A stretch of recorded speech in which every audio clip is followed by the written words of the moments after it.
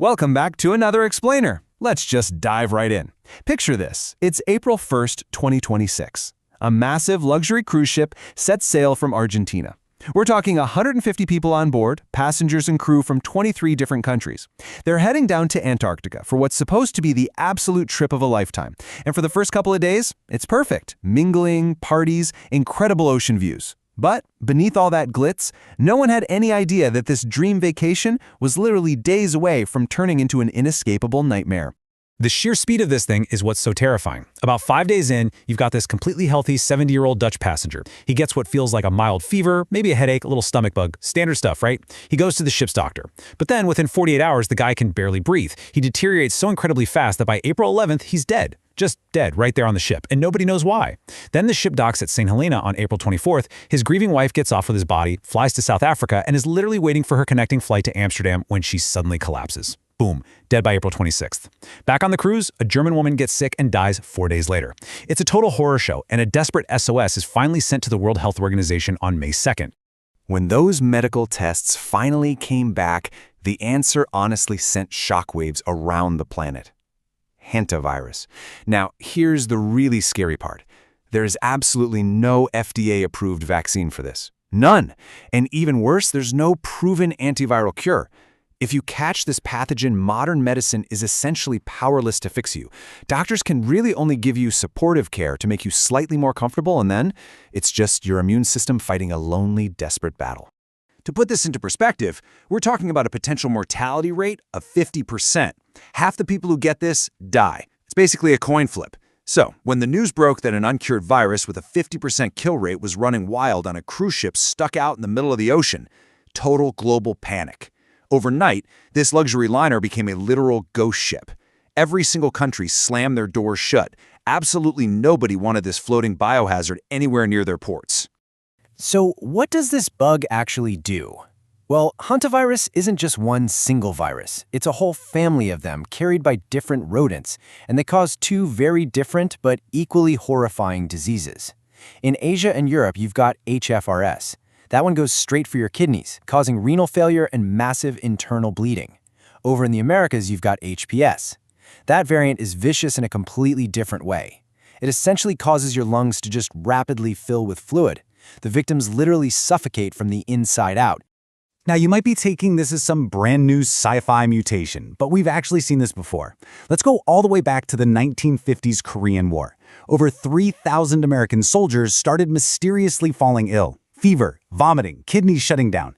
The mortality rate was around 15%, and doctors were completely baffled. They honestly thought it might be a secret biological weapon. It actually took until 1980 for a virologist to finally isolate the virus. But then jump to May 1993 in the American Southwest. An incredibly dramatic outbreak hits the Navajo Nation.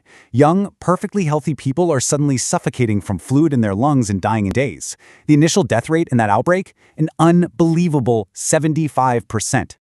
The world's absolute best medical minds were completely stumped. They couldn't figure it out. That is, until a massive breakthrough came from local traditional wisdom. Native American tribal elders pointed out a crucial pattern. Heavy rains bring pine nuts, which bring the mice. It was like a giant puzzle finally clicking into place. A huge El Niño weather event had dumped heavy rains, creating a massive crop of piñon pine nuts. Mice gorged on the nuts, their populations absolutely exploded, and boom, way more contact with humans and way more virus spreading. Now, for a long time, the global scientific community had this really comforting assumption. Hantavirus just doesn't exist in India. End of story. But as we always like to ask in this explainer, is that actually true? Does the hard data support that comfortable little assumption, or is India secretly at risk too? Let's look at the actual numbers. Between 2005 and 2008, researchers ran a massive study in Tamil Nadu's Vellore district. They tested over 600 people across different risk groups, and the results were a huge wake-up call. 4% of the tested general population already had hantavirus antibodies.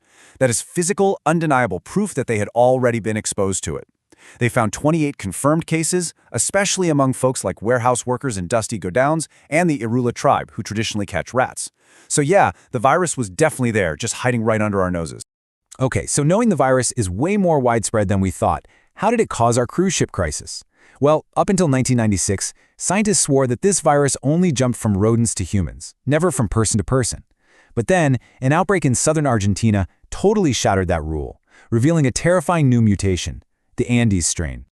The Andes strain is a real game changer, and it's the absolute key to our mystery. It is the only strain in the entire hantavirus family that we know can jump directly from human to human. But, and this is a really important but, it requires close, prolonged physical contact. We're talking sharing a bed, exchanging bodily fluids, or intimately caring for a sick person.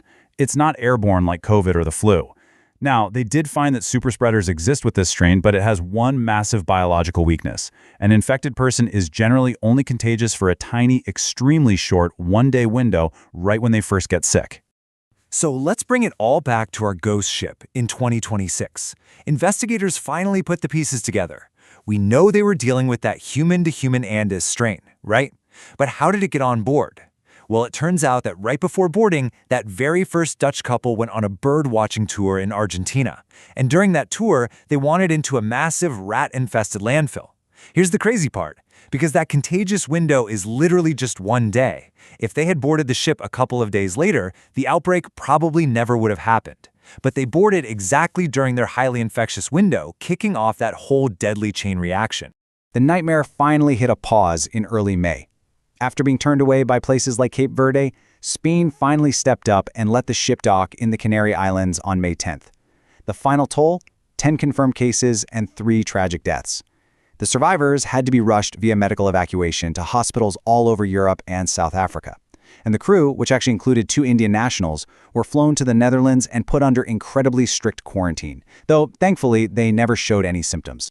So with this story totally dominating the news, and experts warning that we've got another massive El Niño weather event on the horizon, which, remember, means a rodent population explosion, the question we all naturally have is, are we looking at the next COVID-19? Is this going to become the next global pandemic? Okay, you can go ahead and breathe a huge sigh of relief. The World Health Organization is super clear on this. The global pandemic risk is actually very low. And that's because the mechanics of the virus actually work against it spreading globally.